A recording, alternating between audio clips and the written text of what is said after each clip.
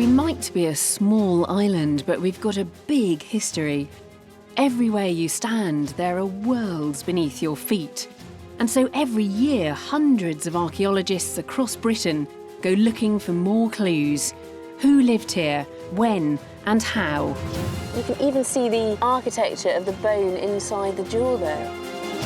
Archaeology is a complex jigsaw puzzle, drawing together everything from skeletons to swords, temples to treasure. She's got a very cartoon-like face, hasn't she? From Orkney to Devon, we're joining this year's quest on sea, land and air. We'll share all of the questions and find some of the answers as we join the teams in the field, digging for Britain.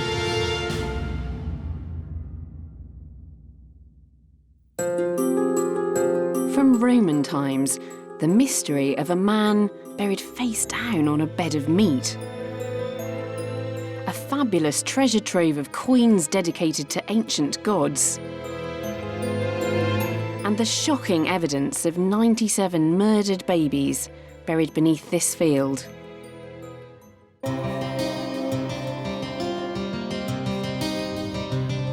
I'm heading towards a place close to Hadrian's Wall where archaeologists are finding signs of that Roman influence writ large.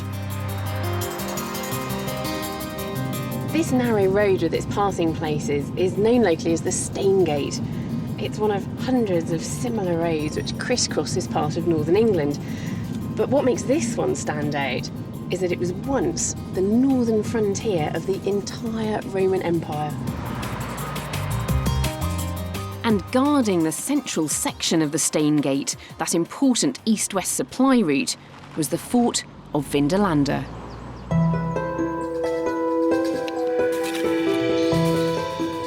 Each year, from April to mid-September, an army of over 500 archaeology volunteers comes here from all over the world.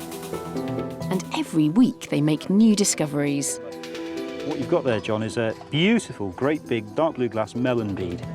And there's a bit of a debate about those, because some people think that Roman soldiers just simply wore these as decorations, or ladies wore them as decorations. Right. It's a very, very corroded lump of metal. But what we've actually got here is the back of a helmet, by the looks of things.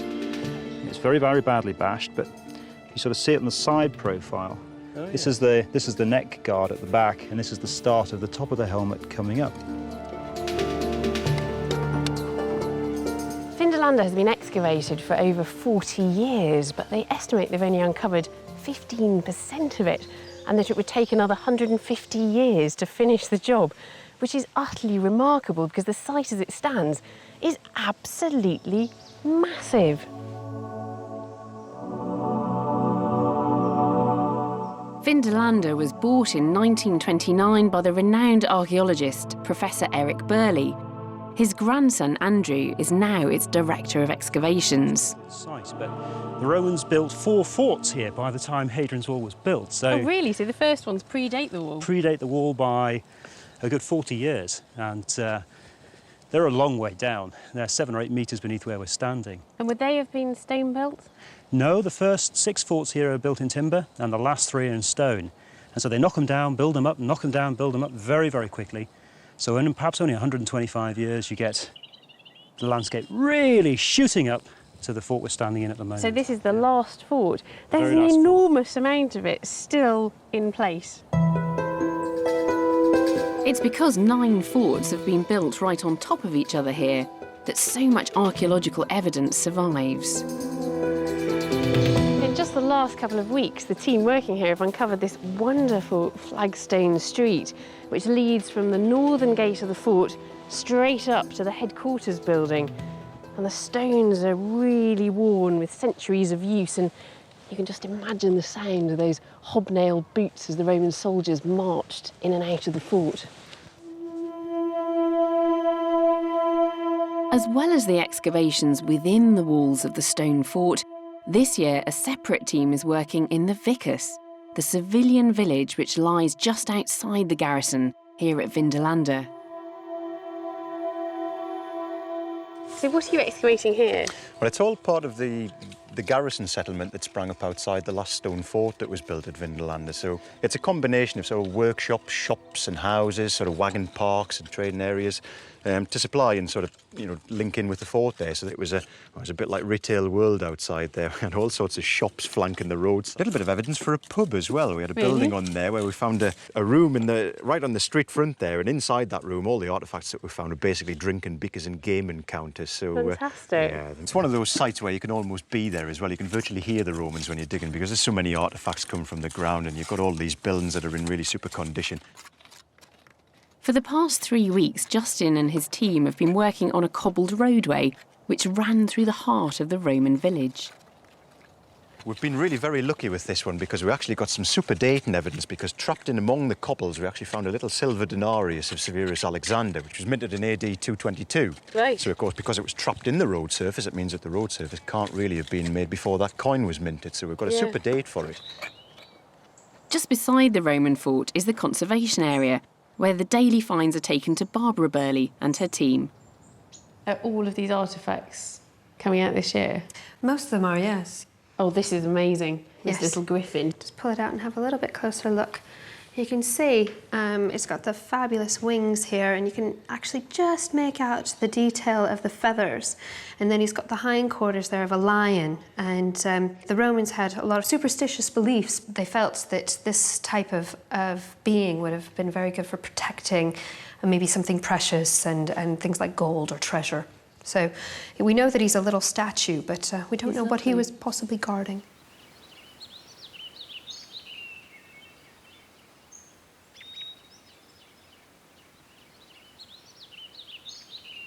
The village of Hambledon near the Thames has always been a desirable place to live. Even so it seems for the Romans who built villas here. I'm just up from the river now and walking along on the edge of this beautiful field, which seems to be growing some kind of cereal crop. But it's not the crop I'm interested in at all. It's what's in the ground underneath it. Almost exactly 100 years ago, this woman, Miss Glassbrook, was walking along in this very same field and started to find some strange pieces of pottery, very much like these ones. And she decided they were worth further investigation. Miss Glassbrook approached a local archaeologist who in 1912 would make an extraordinary discovery beneath the soil in this Buckinghamshire field. The archaeologist Alfred Cox had discovered the foundations of a high-status Roman villa, which he would call Yewden. Over the course of a year, Cox would excavate and photograph the villa while collecting the finds. But in doing so, he would uncover a dark secret, which is still troubling archaeologists almost a century later.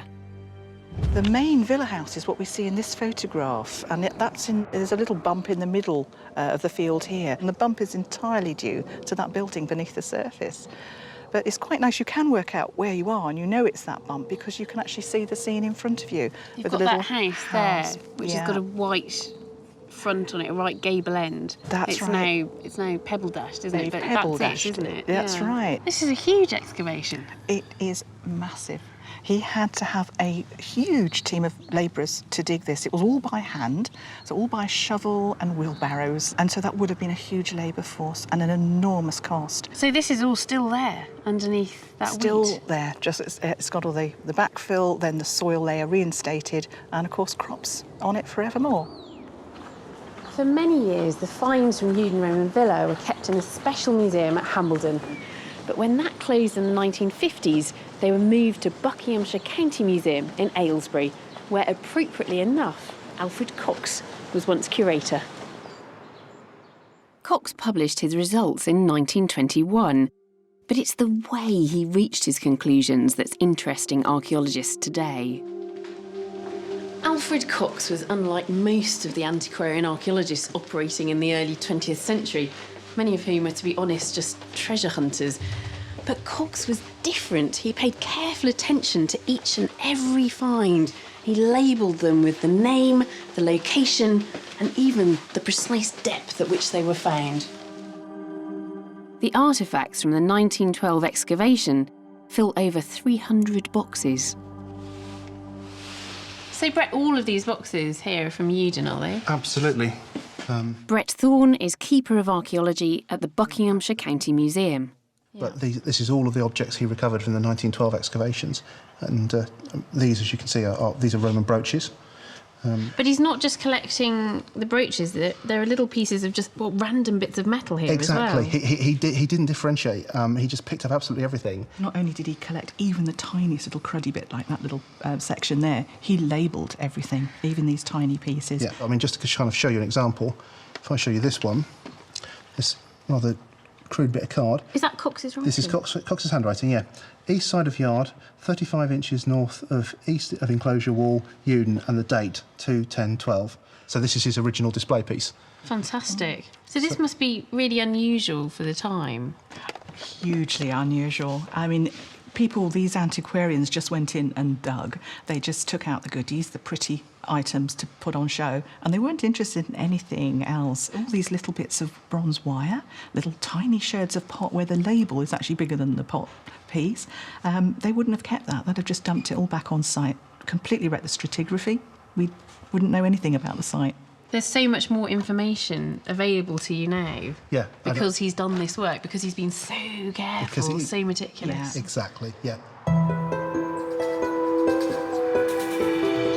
Over the past year, Jill has been taking home the Hambledon boxes to re-evaluate Cox's 1912 findings with the eye and the techniques of the 21st century archaeologist.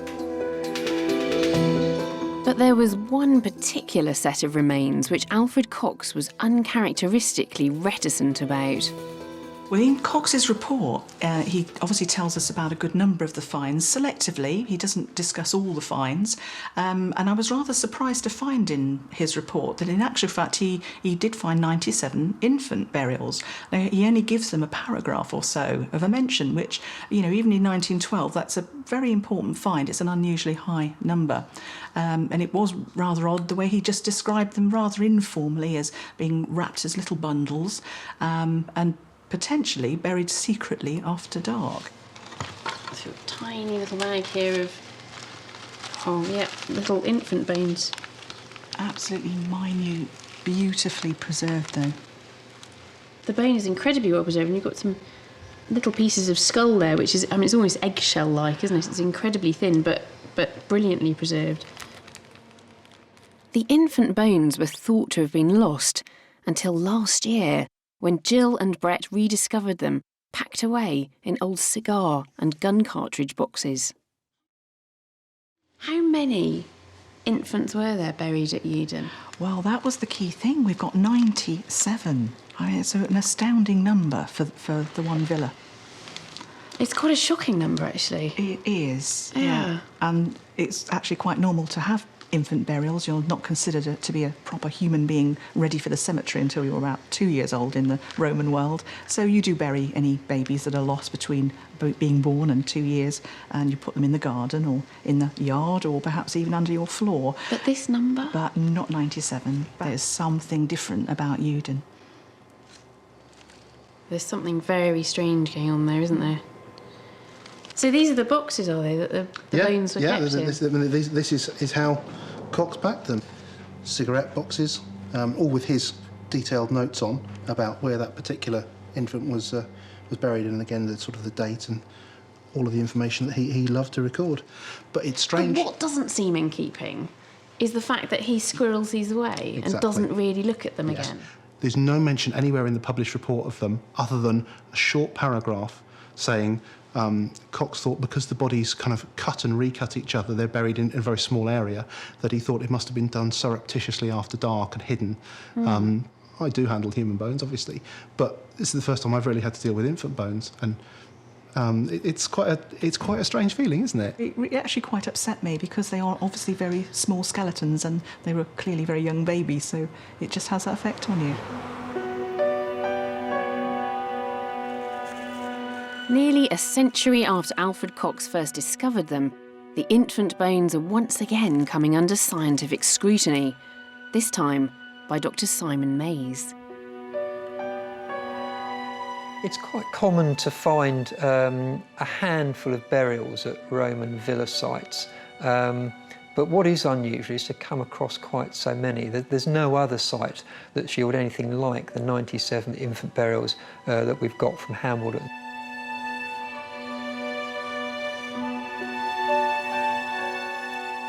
Something that struck me as I laid out skeleton after skeleton was they all seemed to be a pretty similar size. The best way to determine how old an infant was when they died is to measure the bones. We measure the bones of the arms and legs. By doing this, we can age an infant to within about 2 weeks. Simon's measurements confirmed his initial hunch. The babies looked the same size because they'd all died around the same age, of 40 weeks gestation. So it seems what we're dealing with is infants that died around time of birth. If this was natural infant mortality, there would be a wide range of bone size, but this wasn't the case. And that made us think that perhaps these individuals were being deliberately killed. The shocking evidence is suggesting infanticide. At Yewden Villa, the Romans were murdering their newborn children. I think the fact that we've got 97 infants makes us look for something systematic that was going on. In the coming months, Simon will carry out further tests on the bones of those babies once buried beneath this Buckinghamshire field. These investigations may shed light on the motives behind these awful killings. It seems like there's something quite disturbing going on here, because to some extent we expect to see this. We know that infanticide was there in Roman society, but at this scale, what's happening? The Roman army just happened to coincidentally be just over the hill. There's a track, in fact, leading off in that direction towards where we know there's a Roman road and, in fact, a Roman army encampment for some time. The only explanation you keep coming back to is it's got to have been a brothel. Really? It really is the only explanation. You can think of all sorts of wealth of other reasons, but they just don't hold water. But at the moment, the story of Eudon Roman Villa hasn't been told in all its fullness, has it? Absolutely not. And that is just my opinion. I have no proof of that theory, of course, but it's one that works for the moment. I'm going to continue investigating it. 100 miles away in Kent, there are new investigations into the beginnings of Roman rule, almost exactly where the Emperor Claudius invaded these shores. In the year 43 AD, the people living here on the Kent coast looking out to sea would have been greeted by the sight of an armada of ships approaching. It was almost 100 years since Julius Caesar had first invaded these shores, and the Romans were back. This time, they were here to stay.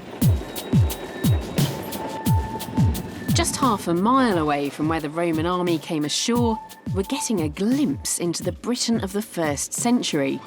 And it's all thanks to an £87 million road being built here in Kent.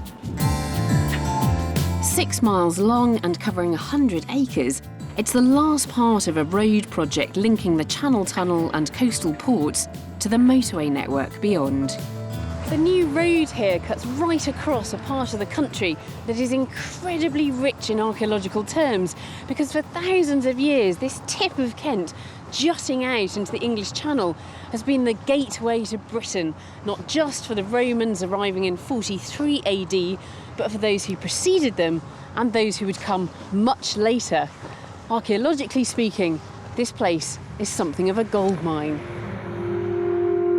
For the last few months, Digging for Britain has been following the teams from Oxford Wessex Archaeology. They've been tasked with excavating and recording the evidence uncovered by the diggers and bulldozers, before the ground is once again covered up, this time by a 4-lane highway.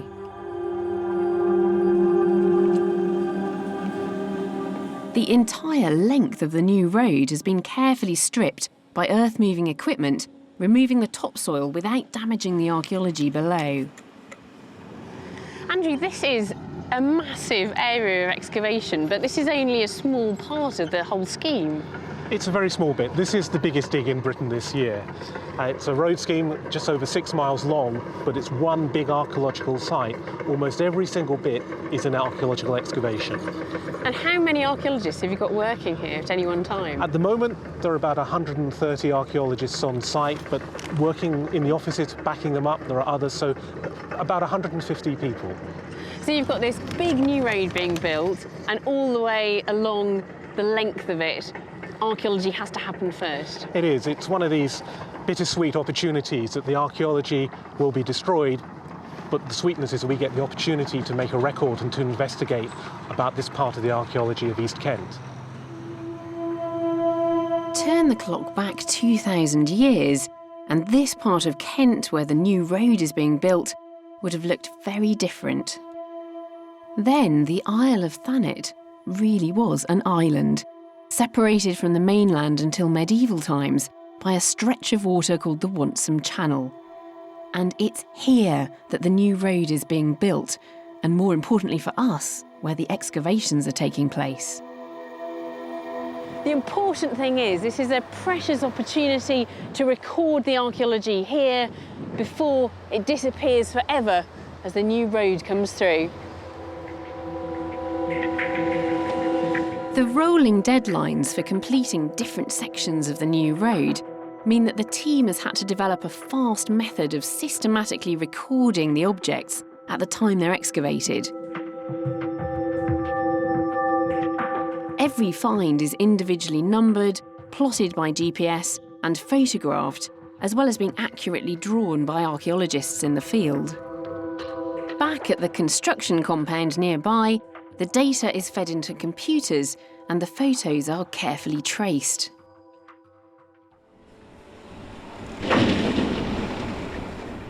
I've come a bit further south on the site now to an area rather poetically known as Zone 6, but there's really interesting archaeology here.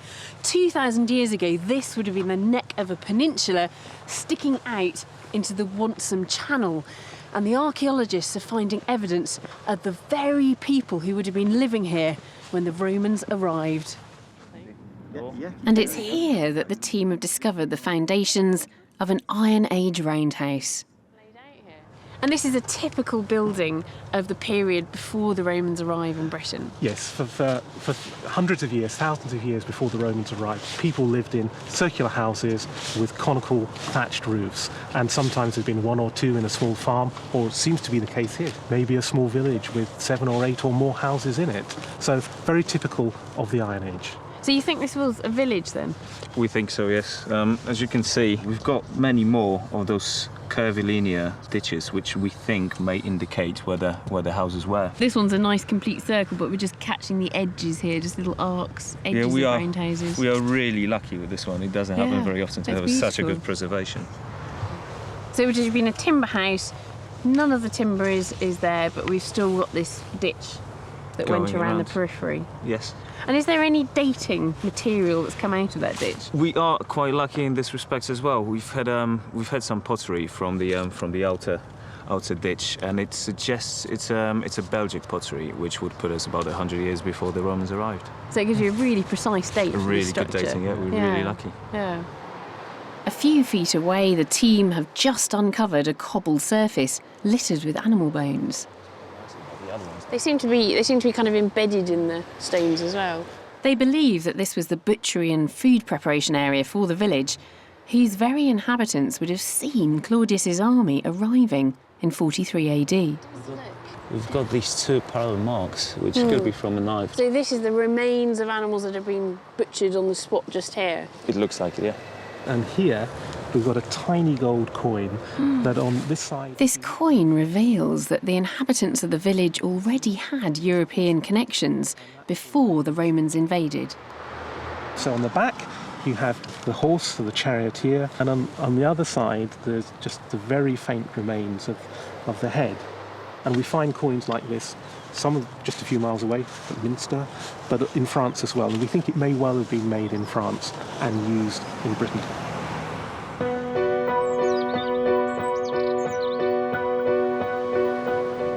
That beautiful gold coin from the Iron Age village in Kent suggests we already had links with France at the time of the Roman invasion.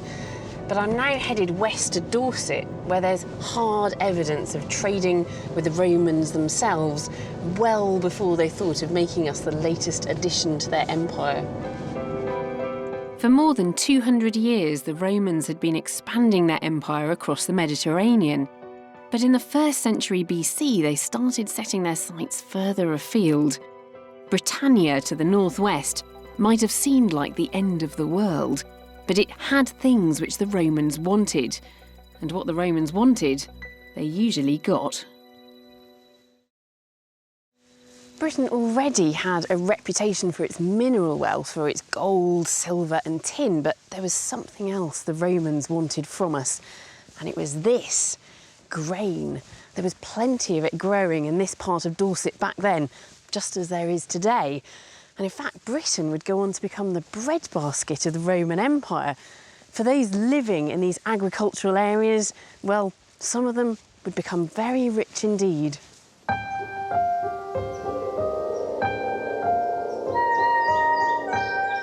Traditionally, it was thought that the Durotrigas, the Iron Age tribe who occupied this part of Dorset, were warlike and resisted the Roman invaders.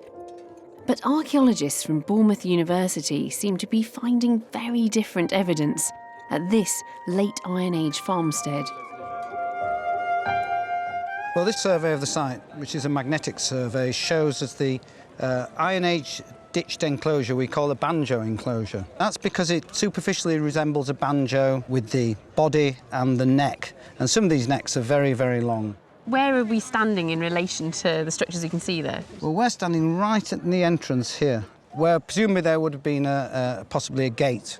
So we're looking at this ditch just here? Yeah, that's right. That's this ditch here, and it follows round and then curving round and back down. This is where you would have entered the site and you would have seen one probably substantial roundhouse and a number of subsidiary roundhouses and a lot of activity going on within this large enclosure. These sites are effectively wealthy, well-appointed, undefended.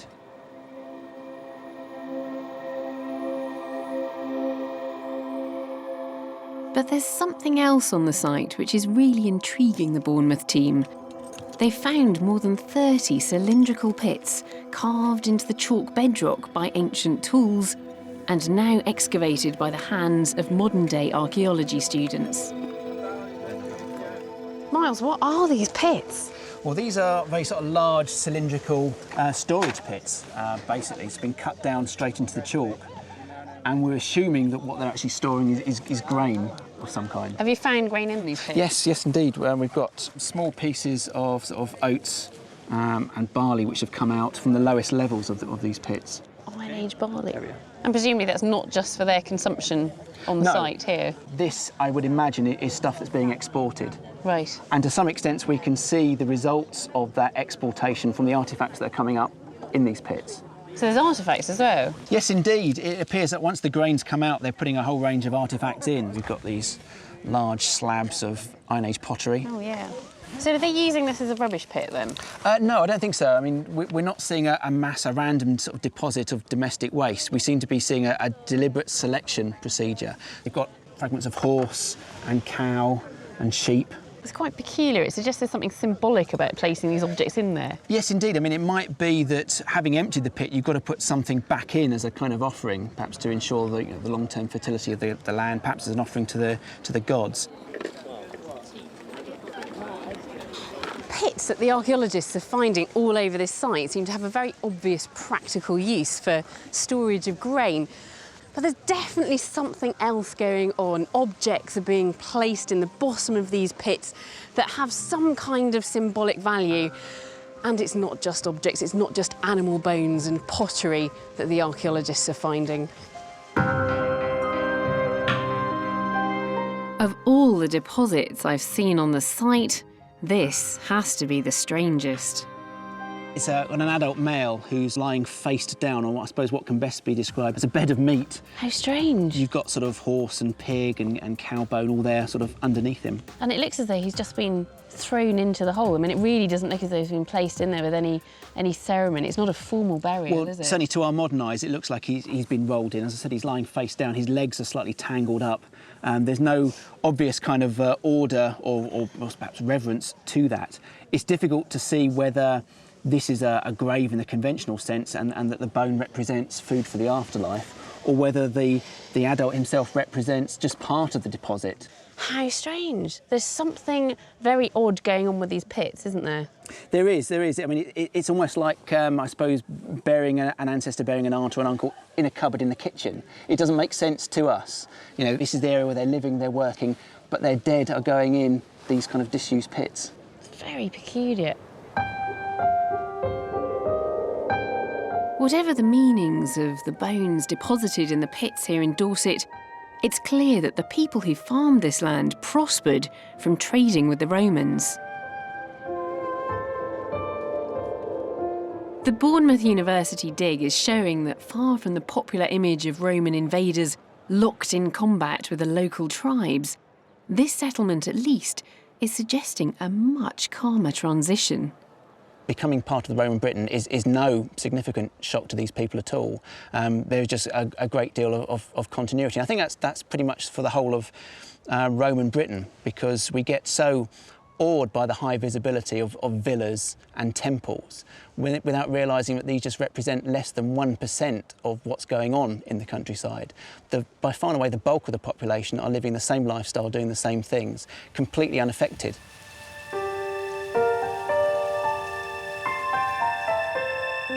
"30 miles north in Somerset, evidence is emerging that here too, local people may have been keeping hold of their ancient beliefs and ways of honouring the gods."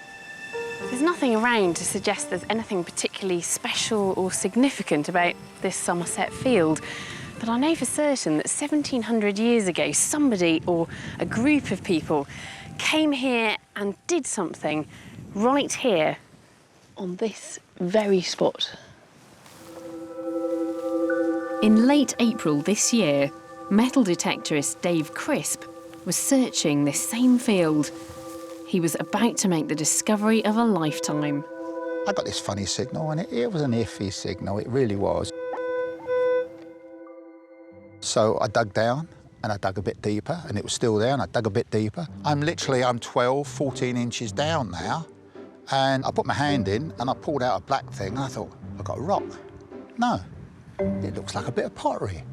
It looks like a Roman bit of burnish, black burnish ware. That's quite interesting, I thought to myself. So I put my hand in again and pulled out a bit more clay, and there was a little radiant, little bronze Roman coin, very, very small, about the size of my fingernail. Then I realised that the piece of burnish ware I had was the top of a pot, and I thought, I got a hoard. And I went, and I'm in the middle of nowhere saying, I've got a hoard.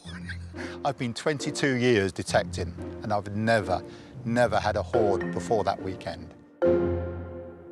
Dave was convinced he'd found treasure, but instead of digging it up, he contacted the Portable Antiquities Scheme, which records archaeological objects found by the public. Finds liaison officer Anna Booth suspected that this was going to be a job for a professional archaeologist. We actually had no idea how big the hoard was going to be at this stage, so it was very exciting for us all. We uncovered the neck of the vessel, and what we could see was a small dish in the top of it, which was actually acting as a lid.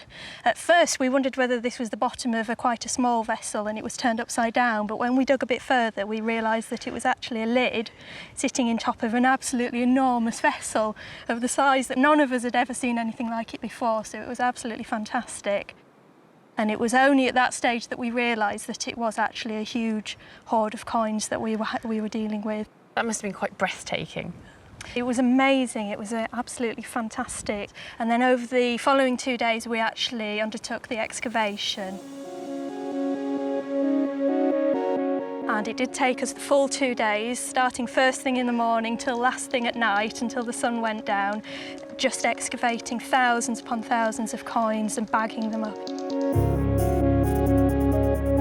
It took a huge amount of time, but it was absolutely fascinating and an amazing process to go through.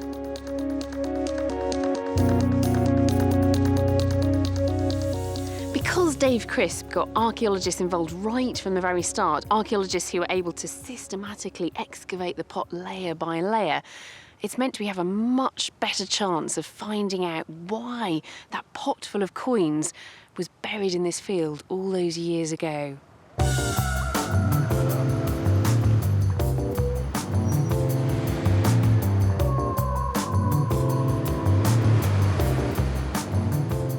The Frome hoard is looking like it might be the biggest coin hoard ever discovered in Britain.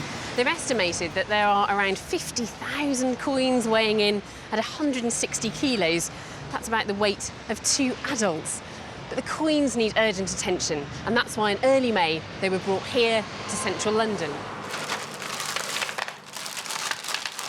The Roman coins arrived at the British Museum, still wet and stuck together with heavy Somerset clay. Pippa Pearce is a metals conservator at the museum. For several weeks now, Pippa has been fully occupied, carrying out the first stage of the coins conservation by carefully washing the contents of the 67 bags which made up the Frome hoard. So into the fume cupboard for a quick dry. The coins span 40 years, from AD 253 to 293, and the vast majority are made of debased silver and bronze. Roman coin experts Roger Bland and Sam Moorhead have dropped everything to concentrate on the Somerset coins. Yet another coin of Tetricus. That's Claudius. That's the emperor standing holding a branch. They've been sorting the coins by emperor at a rate of nearly 6,000 a week. It's now 8 weeks since the Frome hoard was raised and all the coins have been cleaned and sorted. But are we any closer to finding out how and why such an enormous hoard was buried in that Somerset field?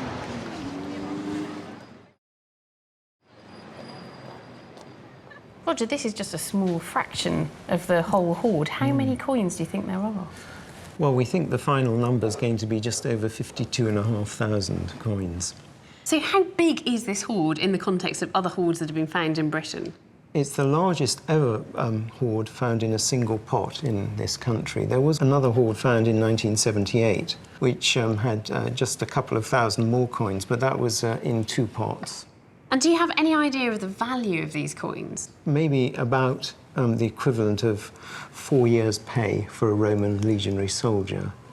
So if you were to turn that into present-day values, that might be about £100,000 in present-day terms. So, Sam, this is a piece of the pot, is it? Yes, this is the piece of the pot that was found in, and when they excavated, the pot was already broken, and you can see it's quite thin. Neither I nor the conservator believe that this would have been able to hold 160 kilograms of metal without breaking. Yeah, that is very thin. And so it's almost certain that the pot was actually buried in the ground first, and then the coins were added after it had been put in the ground. Sam doesn't think that this pot was one person's saving scheme, but more likely part of an ancient ritual. I don't believe myself that this is a hoard of coins intended for recovery. And I think what you could see is a community of people who are actually making offerings, and they are each pouring in their own contribution to a communal ritual votive offering to the gods or whoever it is. Just because it's communal, that doesn't necessarily mean it's ritual, though, does it? Because people could be burying something in the ground that they were worried was going to be taken away from them. If you're going to bury this for security and safety, you put in lots of different pots, so you could easily take them out of the ground later. Also, if you wanted to get these coins out of the ground, you'd have to dig down to the pot, smash the pot, and then shovel them out, which would also be a very lengthy process. So I believe that it was never intended for recovery. And you're seeing echoes here of a more ancient tradition, pre-Roman? I think so, yes, absolutely. The same people. We know from other studies that the people of the West Country were the same people as they were in the Bronze and the Iron Ages, so why not continue the same practices?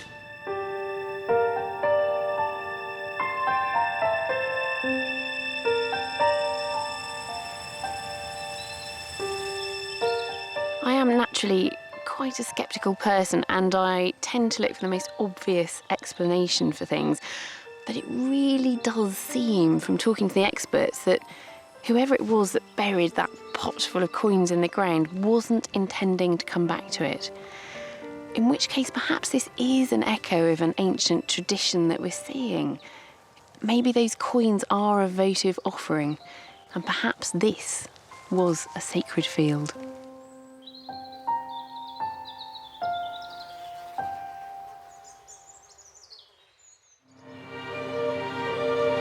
Not all archaeological recoveries happen as fast as the Roman coin hoard. There's one project involving a catastrophic fire and a Roman shipwreck, which has lasted for over 30 years. St Peter Port, Guernsey, in the Channel Islands. Jason Monaghan is museums director here. As a young student in the 1980s, along with diver Richard Keane, he was involved in the biggest archaeology project the island had ever seen. In the course of my diving in the harbour and the pierheads, picking up pottery and scallops and whatever else I could find, I came across a wooden wreck. Richard thought it was an old barge used to build the harbour wall, but it would be another year before he realised the significance of what he had found. There was the wreck, more exposed, and great big chunks of Roman tile. You know, you can't mistake Roman tile. I thought, oh, crumbs. This is going to be really interesting. Richard had found the remains of a Roman ship, uniquely preserved on the seabed for over 1,600 years. But how did it come to be here? St Peter Port would have had a wide sandy harbour, and this ship would have been somewhere in the entrance, possibly anchored, possibly moored. It caught fire for whatever reason, we don't know. The fire raged for some time, then the water came on board, quenched the fire, and the ship sank. What the maritime archaeologists had found were the remains of a Gallo-Roman trading vessel which transported cargoes from as far south as Spain, through the English Channel, and possibly even up into the North Sea.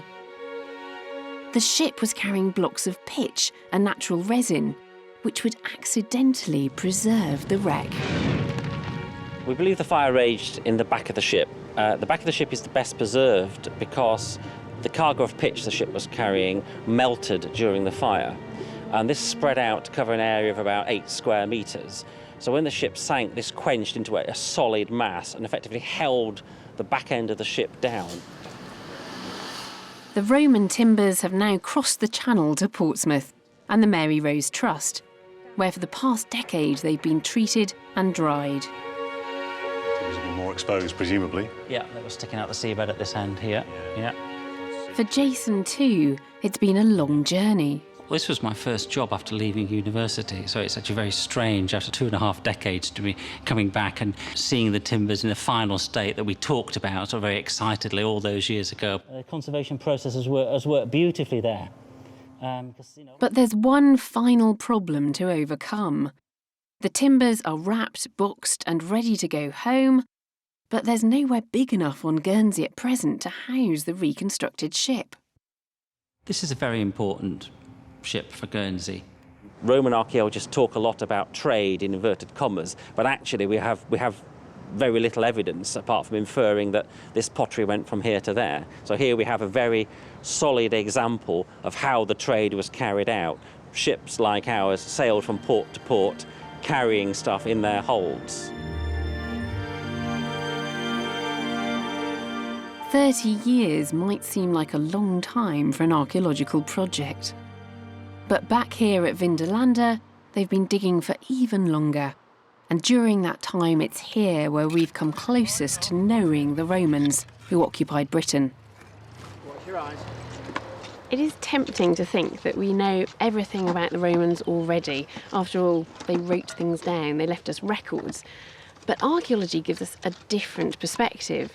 It helps to fill in details and paint a fuller picture, but it can also challenge our preconceptions, and that's when sites like this get really interesting. So Andrew, what have we got here? Well, what we've got here is the wonderful... Until recently, it was believed that temples were never sited inside Roman auxiliary forts. That was until last year. So this is all part of the temple? This is all part of the temple. It actually stretches from the gate all the way up to the angle tower. This is all 3 rooms of the quite an impressive building. And what's awesome about this is that we absolutely do not expect to find temples to pagan gods, particularly Eastern cults, inside auxiliary forts. This is the first one that's ever been found anywhere in the Roman Empire. Really? We were actually looking for a toilet block under here because we've got barracks behind us. And so you're looking for latrines and you found a temple? Looking for a loo, we found a temple. There is some sort of poetry in that, I'm sure. So these little pillars here, are they supporting a floor? Is this a hypercourse system? That's right, exactly right, a hypercourse system. The floor. You can still see the burning on some of the stones here to show that they had to fire it up in the wintertime at least. So where would the fire itself have been then? The little furnace is in this room behind. And then the hot air comes through there? Comes through the flue. And then circulates around here. And they even know the identity of the god who is being worshipped in this newly discovered temple. Because amongst the ruins, they uncovered this remarkable find, an altar to a god from Turkey called Jupiter Dolicanus. Here you've got the beautiful iconography of Jupiter Dolicanus riding his bull on this side. He's got his thunderbolts clutched in his hand and here. An axe. And the axe in the other hand. So is this altar set up by a military man? This altar is set up by the big chief himself, the commanding officer of the fort. And if we just read the front of it here, we can see IOM for Jupiter Optimus Maximus. Jupiter, the biggest and the best. Yeah, I mean, everybody's got to be a little bit beneath Jupiter. And then underneath him, you've got the actual name of the god himself. It's Dolokino, D-O-L-O-C-H-E-N-O. And very, very clear on that line there. And then underneath that, you've got the dedicator, Sulpicius Pudens, his second name. And the very, very bottom line, very common on most inscriptions, VSLM. And that really just means the guy willingly and deservedly fulfilled his vow. And what you're looking at here is the end of a contract. It's a personal contract between Sulpicius Pudens and the god Jupiter Dolicanus. So he's promised to erect an altar to this god somewhere, and he's now fulfilled his promise. Exactly. The sides are so beautifully preserved with the relief carving and the writing, but obviously the top's been exposed. This is all very weathered, isn't it? It's really well worn, but also it's been very, very badly damaged as well by people coming in when they were demolishing the temple. And the demolition of the temple happened sometime, we think, in the 350s or 70s. And you've got this sort of power struggle with Christianity becoming the official religion. A lot of ancient pagan cults and shrines end up going by the wayside. Poor old Jupiter Dolicanus here eventually fell victim to such a new movement on the northern frontier of Roman Britain.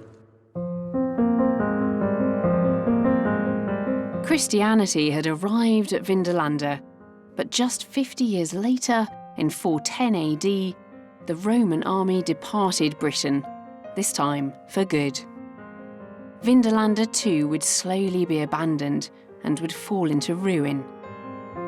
It's the remoteness of this part of Northumberland which has allowed Vindolanda and its archaeology to survive as a legacy to the Roman occupation of Britain.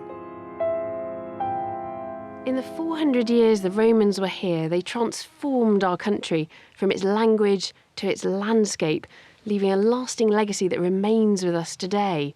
And yet, 1600 years later, we're still discovering new things about their society. From that terrible infanticide on the banks of the Thames to that massive coin hoard found just earlier this year in the southwest. There's so much more to understand about the Romans in Britain, and so the digging continues.